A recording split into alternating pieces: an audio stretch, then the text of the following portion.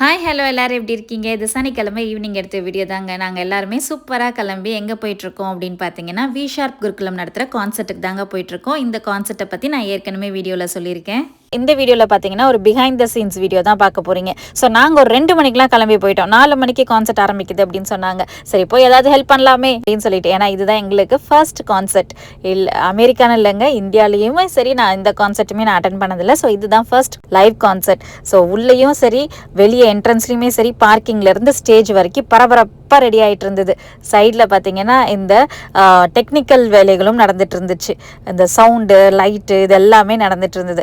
நான் நிரஞ்சனை கொண்டு வந்து வி ஷார்ப்பில் சேர்க்கும் போது we work as a family அப்படின்னு வசந்த் சார் சொல்லும் போது எனக்கு அப்போ புரியலை. ஆனால் இந்த கான்சர்ட்டில் புரிஞ்சிருச்சு. ஸோ பேரண்ட் வாலண்டியர்ஸ் தான் இங்கே இருக்கிற எல்லாருமே இசை கச்சேரியோட சாண்ட்விச் ரெடி பண்ணிட்டு இருக்காங்க பாருங்களேன், அது குழந்தைங்களுக்கு தான். ஸோ எல்லாருமே எல்லா பேரண்ட்டுமே இங்கே கிச்சனில் வேலை பார்க்கும் போது வெளியவும் ஸ்டேஜ்லேயும் குழந்தைங்க ராக் ஸ்டார் ஆகிறதுக்கு அவங்களும் எல்லாருமே தயாராக ரெடி ஆகிட்டு இருந்தாங்க. ஸோ இப்படி எல்லாருமே உரிமையாக வந்து இது நான் செய்யவா, அது நான் செய்யவா, இது நான் எடுத்து வைக்கவா அப்படின்னு சொல்லி கேட்கும் போதே ரொம்ப சந்தோஷமாக இருந்தது பார்க்குறதுக்கு.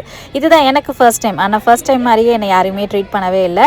ஒரு ஃபேமிலியாக சூப்பராக எல்லாருமே நிறைய ஃப்ரெண்ட்ஸ் கிடச்சி, பசங்களுக்குமே நிறைய ஃப்ரெண்ட்ஸ் கிடச்சி ரொம்ப நல்லா லைவாக போச்சு. ஸோ நிறைய ராக் ஸ்டார்களை உருவாக்குற ஹீரோ வந்துட்டு இன்னும் ரெடி ஆகாமல் ஸ்டேஜில் தான் ஒர்க் பண்ணிகிட்ருக்காரு. இவர் ரெடி ஆகி எப்படி கான்சர்ட்டை தூள் கலப்ப போகிறாருன்னு அடுத்த வீடியோவில் பார்க்கலாம்.